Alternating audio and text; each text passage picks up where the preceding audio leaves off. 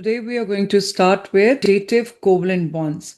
As we already know that the covalent bonding is an electrostatic force of attraction when the electrons between the two nuclei are being shared. So there is a mutual sharing of electrons by both the atoms. Okay, electrons by both the atoms. But when you talk about the dative covalent bond, which is a kind of a covalent bond only, that is why we call it dative covalent bond, or we call it coordinate bond, right? Now, this is a kind of covalent bond.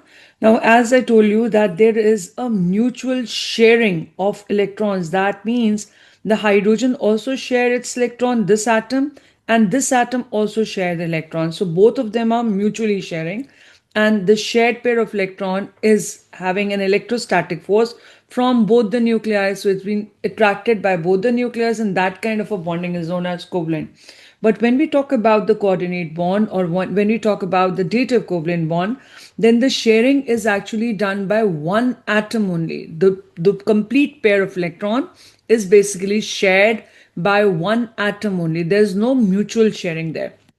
But once the dative covalent bond is formed, the compound, the molecule which is being formed, it acts or it has all the properties of the normal covalent compound only. Okay, so only the technique or the process through which this bonding is being formed is slightly different. In the case of covalent, both the atoms they mutually share. In the dative covalent bonding, it's the only one molecule. Like for example, we have ammonia. Okay, in the case of ammonia, there is a covalent bond between the nitrogen and three hydrogen. And this nitrogen has a lone pair of electrons, right? So when a proton comes, proton is actually the hydrogen ion. So this proton has no electrons, it is deficient of electron.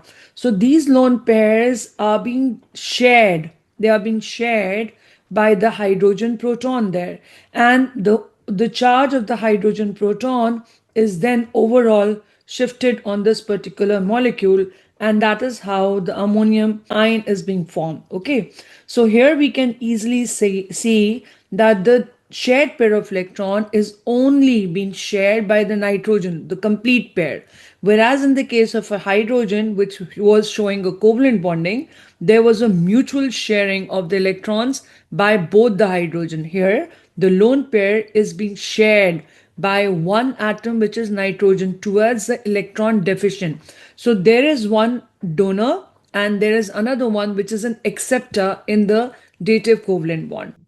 Here is an explanation. We are talking about dative covalent bond, an example for it. So in a simple covalent bonds, the two atoms they involve in the in sharing of the electron, we say they both share mutually. The both of them are sharing the electrons, right? There isn't one donor or an acceptor. They both are sharing. Some molecules have a lone pair of electron that can be donated to form a bond with an electron deficient atom. So there are cases where the atom has the lone pair. Now, for example, many a times we see in the case of a water also, that's another example where the hydrogen bonds to oxygen and the oxygen has a lone pair. So in this scenario where they are already covalently bonded and one of the atom has a lone pairs, so this can form a dative covalent bond by donating, by acting as a donor, where it can give the lone pair to any electron deficient species. As we have again seen in the case of ammonia, there was a lone pair because it has donated its lone pair to a deficient species, which was a hydrogen proton, and that is why our ammonium is being formed. So it is basically the dative covalent bonding is formed when one of the atom has a lone pair of electron, so it can donate, and to the atom which is electron deficient electrons, that particular atom. An electron deficient atom is an atom that has an unfilled orbital, that has a space where it can park the electron which is being shared with it. Okay, so both the electrons here, very importantly, that whatever the donor is doing, that both the electrons are going to come from the same atom. There is no mutual sharing between the two atoms, right? Now, this type of a bonding is known as dative covalent bonding, or we call it a coordinate bonding. Now, the example they are talking about, the example is in the case of ammonium ion, in the case of H3O positive hydroxonium ion, and we also see such coordinate bonding in the case of dimer, that is Al2Cl6. So in the case of ammonium ion, as I've already explained you, the hydrogen ion, which was an electron deficient and has a space for the two electron in s shell, s orbital.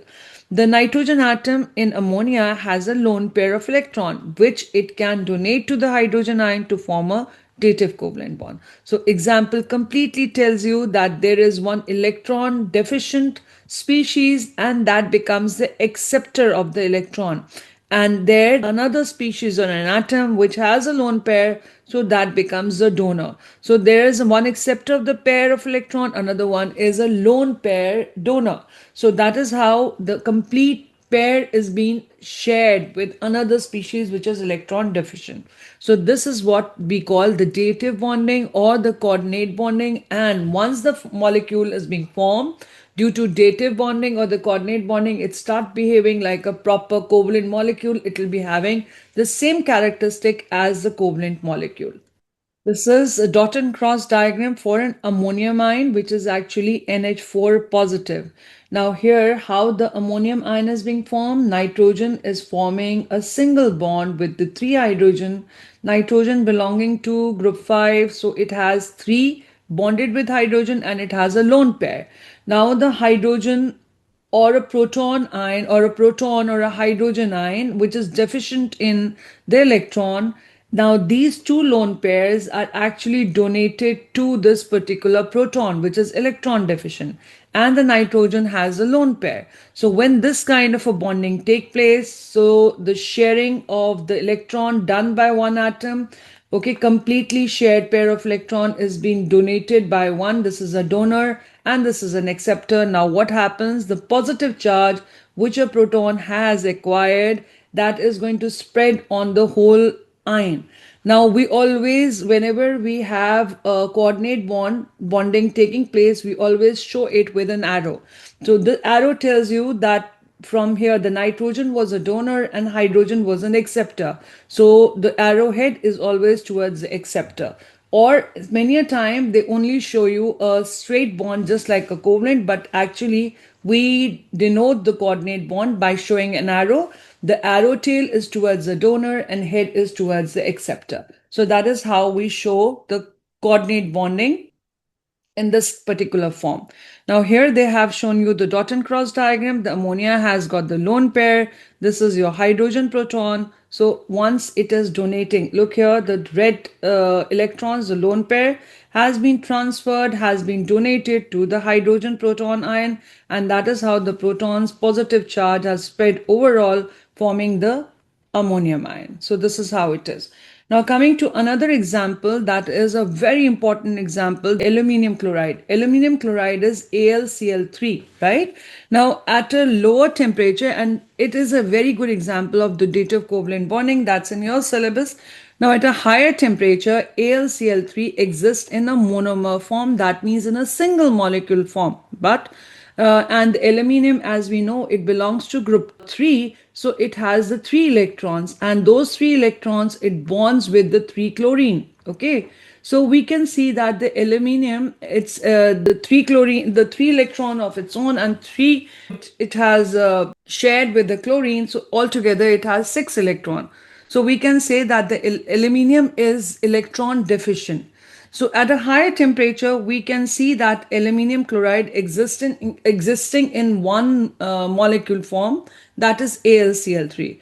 But at a lower temperature, the AlCl3 joins with another AlCl3, forming a dimer. Two molecules combine together. So the formula is actually Al2Cl6. This is what we call as a dimer. Now the two molecules combine together to satisfy aluminium's electron deficiency. So how it is done? Let me show you. So the aluminium has a structure something like this. So aluminium is bonded with 3-chlorine. This is 1AlCl3. Similarly, another molecule of aluminium comes closer to it, and this is bonding like this. Okay, now the chlorine has got the 3 lone pairs, so the 1 lone pair of this chlorine is been donated to this particular aluminium to make it electron sufficient.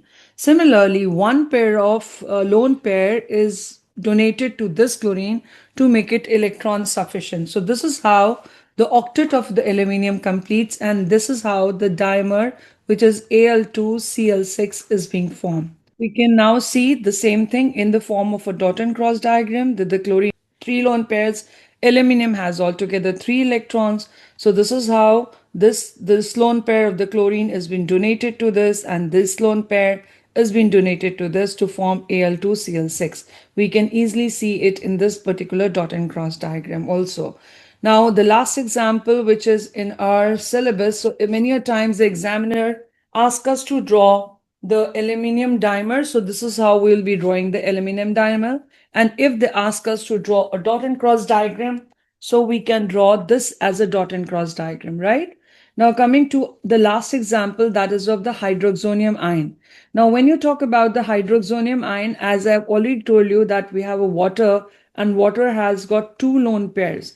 So if the water lone pair is donated, this particular lone pair is donated to a hydrogen proton, right?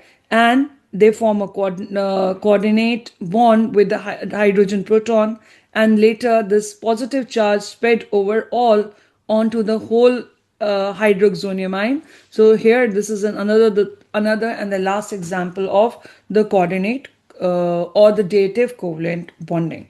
Okay, now proceeding further, there are certain molecules which are in our syllabus. We should be knowing that either they exist with an incomplete octet, or they have the expanded octet of the octet of the central atom. Now first example we have, that is of PF5, where the phosphorus belongs to group 5 and it is bonded with 5 fluorine there. So altogether when the bonding takes place, it is going to have the 10 electron. So this is an example of expanded octet. Similarly, in the case of PCl5, again phosphorus belongs to group 5 bonded with 5 chlorine.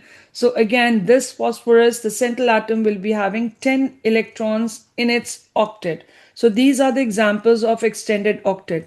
Another example, the third, is of example of SF6. The sulfur belonging to group 6 bonded to 6 fluorine, having 12 electrons altogether around the sulfur, which is the central atom.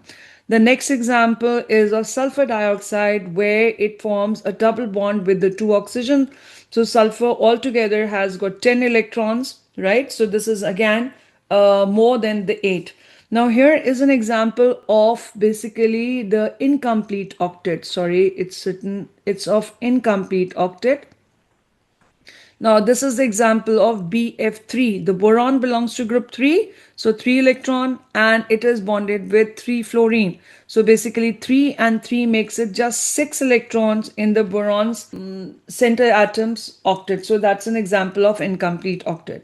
Now here is a checkpoint, or these are the questions which are related to the coordinate bonding or to these incomplete and expanded octet. Please kindly answer these questions. We'll be discussing the answers to this in our next class.